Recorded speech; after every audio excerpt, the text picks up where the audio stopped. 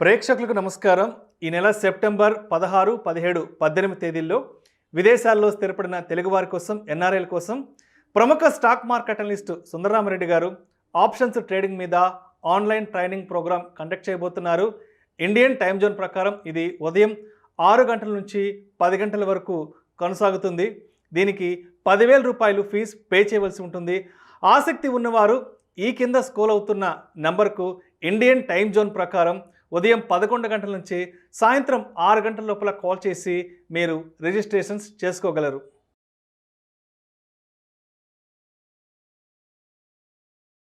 నమస్తే, welcome to Suman TV. నేను మీ విష్ణు. ప్రస్తుతంతో పాటు ప్రముఖ స్టాక్ మార్కెట్ అనలిస్ట్ సుందరరామరెడ్డి గారు ఉన్నారు. వారితో మాట్లాడదాం. సార్ నమస్తే. సార్ నమస్తే. సార్ సుందరరామరెడ్డి గారు, ఇవాళ ఈ వీడియోలో ఎప్పుడూ చేసే రెగ్యులర్ కంటెంట్ లాంటి వీడియో కాకుండా ఒక డిఫరెంట్ వీడియో ఒకటి చేద్దాం అనుకుంటున్నాను. మీరు ఆల్మోస్ట్ ఒక 17-18 ఇయర్స్ నుంచి ఈ ఇన్వెస్ట్మెంట్స్లో ఉన్నారు అండ్ స్టాక్ మార్కెట్స్కి సంబంధించిన దీంట్లో ఉన్నారు కదా. అయితే మీరు ఫస్ట్ ఏ ట్రేడ్లో ఫెయిల్ అయ్యారు? సో మీ ఫస్ట్ ట్రేడ్ ఫెయిల్యూర్ ఏంటి, ఎందుకు ఫెయిల్ అవ్వాల్సి వచ్చింది, అండ్ దాని తర్వాత మీరు ఎటువంటి విషయాలను అర్థం చేసుకున్నారు?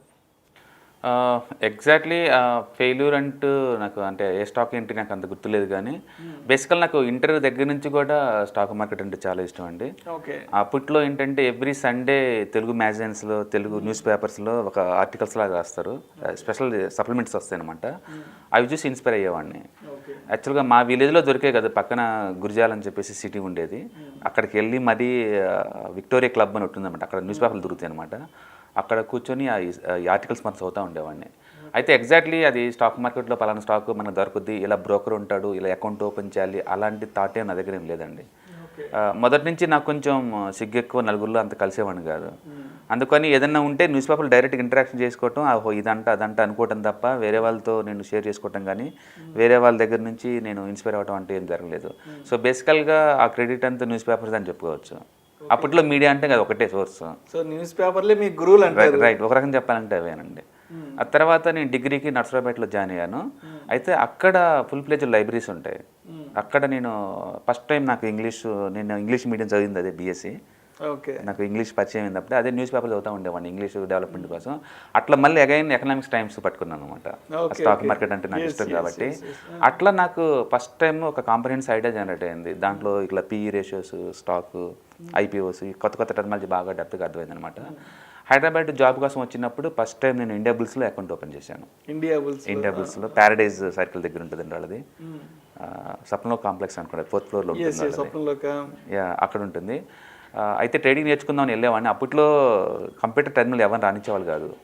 మొత్తం మార్వాడీస్తో నిండిపోయి ఉండేది రూమ్ అంతా. 1-2 సిస్టమ్స్ ఉంటాయి అనమాట. మేము ఆ స్క్రీన్ మీద చూడటానికే ఒక అద్భుతంలాగా ఫీల్ అవుతాం. నేర్చుకునేది ఏముండదు అక్కడ, కానీ ఏదో ఒక ఆశ అనమాట, నేర్చుకోవచ్చు ఇక్కడ అని. అప్పట్లో అన్ని ఎగ్జల్ షీట్లు తప్ప ఏముండే కాదు. ట్రేడింగ్ టెర్మినల్ కూడా అంత ఎగ్జల్ షీట్లో బ్లింక్స్ అవుతూ ఉంటాయి అనమాట. అది సాఫ్ట్వేర్ గ్రాఫ్స్ అంటే కూడా ఏం తెలియదు అప్పటికి. ఇంకా అప్పటికే నేను ఈ పేపర్లో చదువుతా కూడా 2-3 ఇయర్స్ అయినా సరే చార్ట్ ఎలా అనాలిసిస్ చేయాలో అంత తెలిసి అంత లేదు నాకు. ఇంటర్నెట్ అసలుకే చాలా ఎక్స్పెన్సివ్ అప్పట్లో. ఇంటర్నెట్ చాలా ఎక్స్పెన్సివ్. నేను ఫస్ట్ కొన్నది CPU black and white monitor అండి. ఆ టైంలో 45,000. నా శాలరీ మంత్లీ 2,000 అప్పుడు నేను కొన్నది సిస్టమ్. 45,000 పెట్టి నేను సిస్టమ్ తీసుకున్నాను.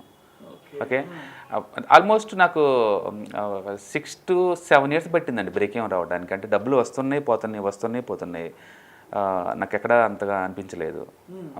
డబ్బులు అవసరమైనప్పుడల్లా ముత్తూట్ ఫైనాన్స్లో గోల్డ్ తనఖా పెట్టడం, డబ్బులు తీసుకురావటం, దాన్ని మళ్ళీ విడిపించుకోవటం, డబ్బులు రాగానే మళ్ళీ పెట్టడం, ఈ తప్ప నాకు ఎప్పుడు ఒక సిస్టమేటిక్ రాలేదు. యాక్చువల్ వీటికి ట్రైనింగ్ ఇస్తారనే విషయం కూడా నాకు తెలియదు. హైదరాబాద్లో అప్పట్లో గూగుల్ అనేది చాలా రేర్. అవన్నీ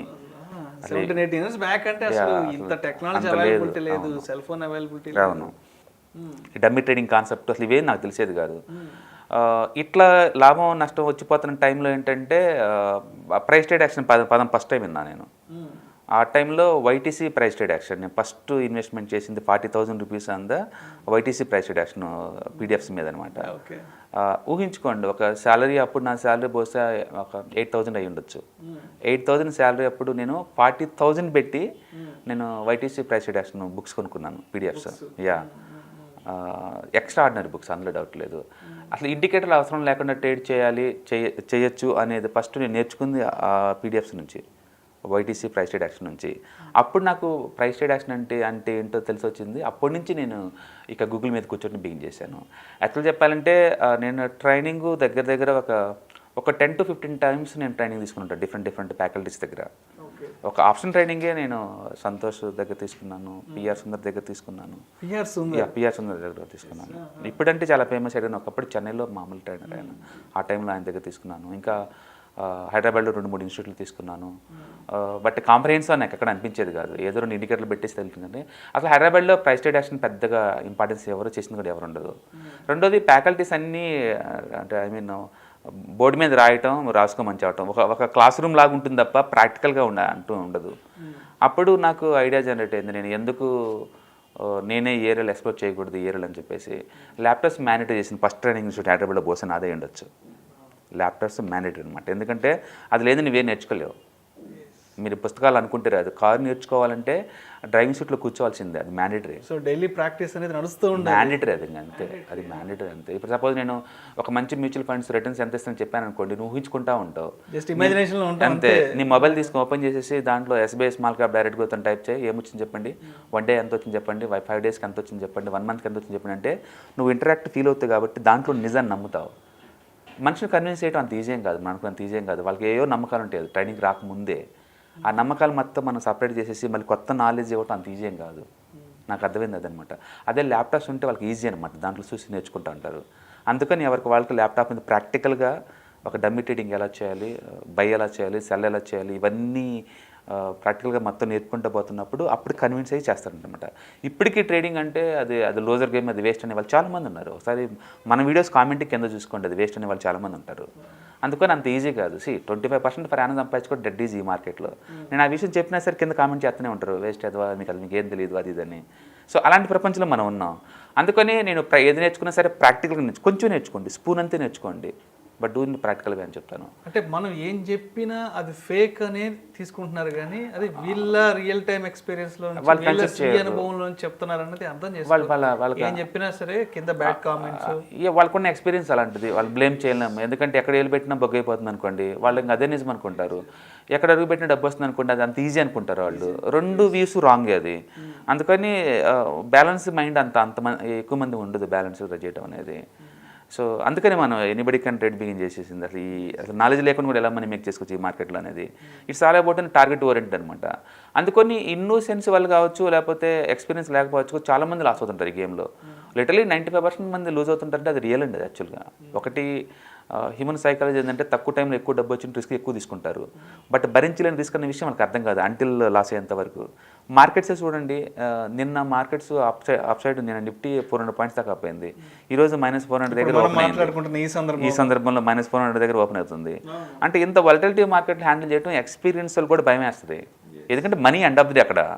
ఓకే, కొత్త వాళ్ళకి ఏంటంటే దాన్ని ఎలా చేయాలి అర్థం కాక ఎమోషనల్గా మధ్యలో డ్రాప్ అవుతారు, లాస్ అవుతూ ఉంటారనమాట. సో నేను ఇలాంటి మిస్టేక్ చాలా చేశాను నా కెరియర్లో, ఇప్పటికి నేను చేస్తూనే ఉంటాను. కాకపోతే ఫిక్స్ చేసుకోవటం నాకు వచ్చి ఇప్పుడు ఆ చేసిన మిస్టేక్స్ని దాన్ని రెక్టిఫై చేయడం వచ్చు, నెక్స్ట్ దాన్ని ఎలా హ్యాండిల్ చేయాలని వచ్చు అనమాట. దాన్ని ట్రేడింగ్ సైకాలజీ అంటాం. సో అందుకని ఎక్స్పీరియన్స్ వచ్చే కొద్దీ ఆ సినారియో మీద నీ కమాండ్ వస్తుంది. ఇక్కడ షార్ట్కట్ మెథడ్స్ అంటూ ఏం లేవు. ఓవర్ పీరియడ్ ఆఫ్ టైంలో నీకు ఒక గట్ ఫీలింగ్ డెవలప్ అవుద్ది, ఈ ప్యాటర్న్ ఇలా ఉంటే ఇది ఖచ్చితంగా ఇది వర్కౌట్ అవుద్ది అని ఫీలింగ్ అంతేగా. దానికి నువ్వు మిగతా ప్రపంచం నీకు ఆపోజిట్ ఉన్నా సరే నువ్వు నమ్మోదాన్ని, ఎందుకంటే నీకు అది వర్కౌట్ అయింది హిస్టారికల్ డేటాలో కాబట్టి నువ్వు గట్ ఫీలింగ్తో కూర్చుంటావు. తేడా వస్తే నీ ఎక్కడ బయట ఇవ్వాలని క్లారిటీ నీకు ఉంటుంది కాబట్టి నువ్వు చేయగలుగుతావు. ట్రేడింగ్ అనేది ఒక గట్ ఫీలింగ్తో వచ్చే ఎక్స్పీరియన్స్తో తెచ్చుకున్న ఒక నాలెడ్జ్ అనమాట. అది డైరెక్ట్గా బుక్స్ చూస్తున్నంత మాత్రం మనకి రాదు, ఓవర్నైట్లో రాదు. అందుకనే స్టూడెంట్ స్టేజ్లో ఉన్నప్పుడు ఇమీడియట్గా వస్తుందంటే రాదు. ఫస్ట్ డమ్మీ ట్రేడింగ్ చేయాలి కపుల్ ఆఫ్ డేస్, తర్వాత రియల్ టైంలో తక్కువ అమౌంట్ చేయాలి. ఒక 1 or 2 years తర్వాత దాన్ని స్కేలప్ చేసుకోవాలి నెక్స్ట్ లెవెల్కి. ఇప్పుడు నేను 1.5 crore వరకు నేను డిప్లాయ్ చేయగలుగుతున్నానంటే because of I get the confidence, ఆ ఎక్స్పీరియన్స్తో వచ్చిన ఆ కాన్ఫిడెన్స్ అనమాట. అది మార్కెట్ రోజు షేక్ అవుతున్నాడు దీనికి ముందు కటు ఇటు, బట్ స్టిల్ ప్రతి క్షణం దాన్ని ఎలా హ్యాండిల్ చేయాలని నేర్చుకున్నాను. సో బేసిక్గా నాకు ఆల్మోస్ట్ 7 to 8 years పట్టింది దాని మీద గ్రిప్ రావడానికి, దాన్ని మనీ వెళ్ళడానికి. సో నేను అట్టి పెట్టుకొని ఉన్నాను అండ్ ఫోకస్ చేశాను కాబట్టి ఆ ఏరియాలో నేను సక్సెస్ అయ్యాను. చాలామంది మా ఫ్యామిలీ మెంబర్స్కి ఎవరికి తెలియదు నేను ట్రేడింగ్లో, ఇప్పుడు కూడా తెలియదు వాళ్ళకి నేను ట్రేడింగ్లో ఉన్నట్టు. మా ఫాదర్ చనిపోయినట్టు వరకు కూడా తెలియదు దానికి నేను ట్రేడింగ్లో ఉన్నానన్న విషయం కూడా. ఎందుకంటే ట్రేడింగ్ని ఎవరు యాక్సెప్ట్ చేయరు, దానికి ఒక ప్రొఫెషనల్గా ఎవరు చేయరు. నాకు ఎప్పుడైతే ఇండిపెండెన్స్ వచ్చిందో ట్రేడింగ్ నాకు మనీ బాగా వస్తుంది అనిపించిందో అప్పుడు నేను దీన్ని ఫుల్ టైంగా తీసుకున్నాను. తర్వాత నా ఫ్యామిలీని కన్విన్స్ చేశాను నేను. బట్ మిగతా ఫ్రెండ్ సర్కిల్లో కూడా ఇప్పుడు వాళ్ళు సర్ప్రైజ్ అనమాట, ఇది నువ్వు ట్రేడ్ చేస్తున్నావా అంటారు ఇప్పటికి కూడా చాలామంది, ఎందుకంటే సొసైటీ యాక్సెప్ట్ చేయదు.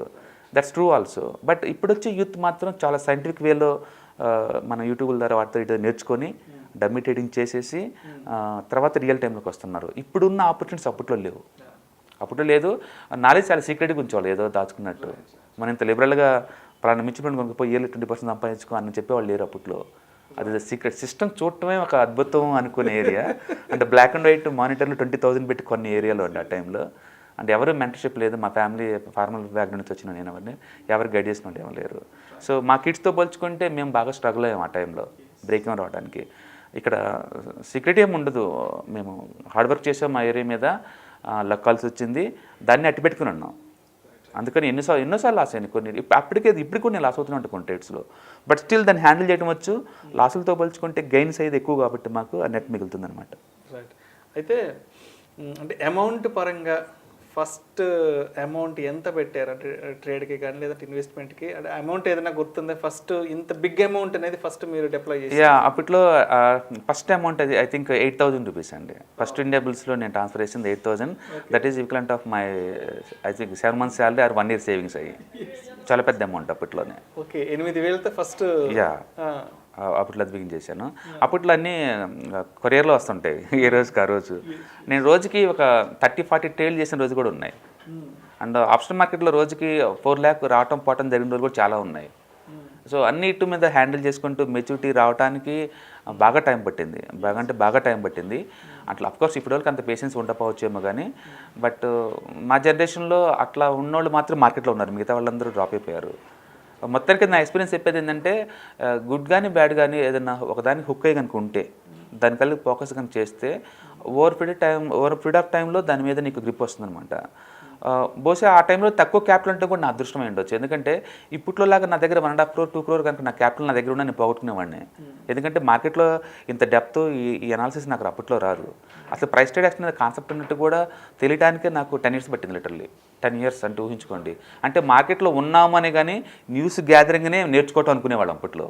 ఈ న్యూస్ గ్యాదరింగ్నే నేర్చుకున్నాం అనుకునేవాళ్ళు. చార్ట్ని అనాలిసిస్ చేసే పద్ధతి కానీ, దాని హ్యూమన్ సైకాలజీ దాని బ్యాక్గ్రౌండ్ డీకోడ్ చేయటం కానీ, ఈ వాల్యూమ్ ప్లే కానీ, ఇవన్నీ మాకు ఇంటర్నేషనల్ ఇంటిగ్రేషన్ కానీ ఏం తెలిసేది కాదు. లక్కీగా ఇప్పుడు జనరేషన్కి ఇంటర్నెట్ ఉంది, చేతిలో డివైస్ ఉంది, ఎప్పుడు కావాలంటే అప్పుడు నేర్చుకునే అంత ఉంది. అంటే పర్టికులర్గా యూట్యూబ్ కాంట్రిబ్యూషన్ టూ మచ్ అండి, ఇట్స్ టూ గుడ్ యాక్చువల్గా. అందుకని మాకు వచ్చిన బ్రేకింగ్ అవ్వడం టైం పట్టింది, కానీ కరెంట్లో మాత్రం మేబీ వితిన్ 6-7 monthsలో డెఫినెట్గా ఎక్స్పర్ట్ అవుతారు ఇప్పుడున్న టైంలో అయితే. ఎందుకంటే వాళ్ళకి పేషెన్సీ ఉంది, ఆ టైపు హార్డ్ వర్క్ చేస్తున్నారు. బట్ నా టైంలో ఇది ట్రైనింగ్ ఇస్తారు అనే విషయం తెలియడానికి నాకు కొన్ని ఇయర్స్ పట్టింది. డెఫినెట్గా ఇన్స్పిరేషన్ మాత్రం న్యూస్ పేపర్సేనండి. అప్పట్లో సండే వచ్చే సప్లిమెంట్స్ వస్తుంటాయి ఎవ్రీ సండే అనమాట. అవి చూసి ఇన్స్పైర్ అయ్యేవాడిని. అప్పట్లో అర్షద మోతా వాళ్ళు ద క్రేజీ అనమాట. మీ ద్వారా మళ్ళీ ఇంకొక రౌండ్ ఎన్నికలు వచ్చానండి హిస్టారికల్ డేట్కి. అప్పట్లో 100 rupees రావడం కూడా చాలా అద్భుతం, చాలా హ్యాపీయెస్ట్ మూమెంట్ ఉంటుంది. ఇప్పట్లో 1 lakh 2 lakh వచ్చినా సరే అంత జాయస్ మూమెంట్ మళ్ళీ రికవర్ తీసుకోలేమండి. అప్పట్లో అదొక అద్భుతం అంతే. ఎందుకంటే అదే ప్రీషియస్ మూమెంట్స్ మనీ అని తీసి పక్కన పెడితే స్ట్రగుల్ అంతే పడ్డాము, హ్యాపీ అలానే ఎంజాయ్ చేసాము, ఆ లెర్నింగ్ ప్రాసెస్ మొత్తం ఎంజాయ్ చేసాము కూడా. సో అన్నీ ఉన్నాయి దాంట్లో, పెయిన్ ఉంది, గెయిన్ ఉంది, అన్నీ ఉన్నాయి. కరెంట్ స్టేజ్లో ఏంటంటే ఒక స్టాండర్డైజేషన్కి వచ్చాం కదా, అంత లేదు. ఇప్పుడు అంతా పరిగెత్తుకుంటూ వెళ్ళిపోతున్నాం. కానీ అప్పట్లో ఆ స్క్రీన్ కల్ చూస్తుంటే, ఆ గ్రీన్ క్యాన్ అలా ముందుకు వెళ్తుంటే ఆ ఎగ్జైట్మెంటు, అది ఏదో క్రికెట్ లాస్ట్ ఓవర్లో ఒక 6 balls ఒక రన్ ఉన్నప్పుడు, ఒక బాల్ ఉన్నప్పుడు ఎంత ఎగ్జైట్మెంట్ ఉండేదో అంత అనిపించేది. బట్ ఇప్పుడు ఆ మెచ్యూరిటీ లెవెల్ వచ్చాక అది మిస్ అయిపోయామండి అవన్నీ. బట్ మనీ ఇప్పుడు చాలా ఈజీ మాకు మనీ గెయిన్ చేయడం అప్పటితో పోల్చుకుంటే. ఎందుకంటే ఎక్స్పీరియన్స్ రీచ్ చేసింది కాబట్టి ఏది రిస్క్, ఏది పిక్ చేయాలి, ఏది పిక్ చేయకూడదని ఒక చార్ట్ని ఇలా చూసి మనం డిసైడ్ చేయొచ్చు ఇది పోతుందా లేదని. 2 minutes 3 minutes. అప్పట్లో ఇంత ఎక్స్పీరియన్స్ లేదు. అందుకనే experience always good thing compare to. అందుకనే ఒకదానికల్లా ఫోకస్ చేయండి, దాని మీద చేస్తే మీకు గ్రిప్ వస్తుంది. ఇదే కాదు, ఏ ఇండస్ట్రీ అయినా సరే మీకు ఆటోమేటిక్గా గ్రిప్ వస్తుంది. అది ఇప్పటికే నేను డైలీ ఒక 16-17 hours వర్క్ చేస్తాను అచ్చం మార్కెట్ మీద. బట్ ఫౌండేషన్ మాత్రం నాకు అక్కడి నుంచి వచ్చిందండి. ఏదన్నా క్రెడిట్ ఇవ్వాలనుకుంటే మాత్రం వైటీసీ ప్రైస్ ట్రేడ్ యాక్షన్ నా లైఫ్ ఫరెవర్ చేంజ్ చేసింది. ఆ తర్వాత నేను అర్బన్ ఫారెక్స్ కావచ్చు, లేకపోతే ట్రేడింగ్ విత్ రేనార్ కావచ్చు, నాకు మీరు గూగుల్లో కనుక టాప్ 100 బ్లాగ్స్ అని కొడితే వస్తాయండి లిస్టు. అందులో కానీ చూసుకుంటూ పోతే నిజంగా ఇట్స్ టూ గుడ్ అనమాట. babypips.com ఒకటి, ఫారెక్స్ ఫ్యాక్టరీ ఒకటి, art and science of the technologies ఒకటి, కొన్ని అవసరం బుక్స్ అండి అవి.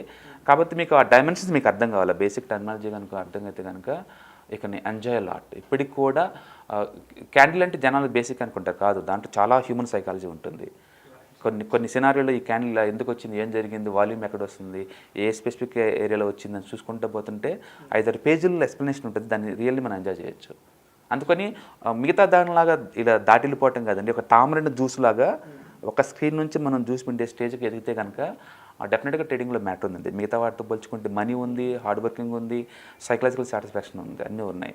బట్ కెరీర్ స్టార్టింగ్లో ఎస్ అది చాలా టఫ్ అండ్ సక్సెస్ చాలా తక్కువ మందికి వస్తుంది. అండ్ ఎక్కువసేపు దాంతో స్పెండ్ చేయటం, అనాలిసిస్ చేయటం ఒకటే దాని షార్ట్కట్ మెథడాలజీ.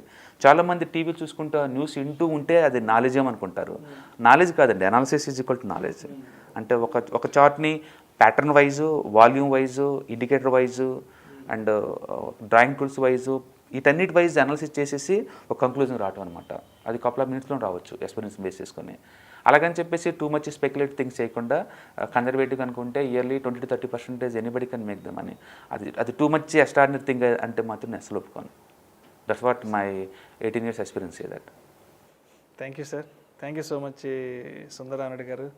మీ ఫస్ట్ ట్రేడ్ ఫెయిల్యూర్ ఎక్స్పీరియన్స్ గురించి, అదేవిధంగా అప్పట్లో మీరు ఏ విధంగా కష్టపడ్డారు అండ్ మీరు ఇవన్నీ నేర్చుకోవడానికి అప్పుడు మీ చుట్టూ ఉన్న సోర్సెస్ ఏంటి అనే అన్ని విషయాల గురించి మన ప్రేక్షకులకు చాలా క్రిస్టల్ క్లియర్గా తెలియజేశారు. అండ్ నేను కూడా ఇవాళ ఈ సందర్భంగా మీ ప్రీవియస్ ఎక్స్పీరియన్సెస్ గురించి కూడా తెలుసుకోగలిగాను sir. Thank you so much. Thank you sir.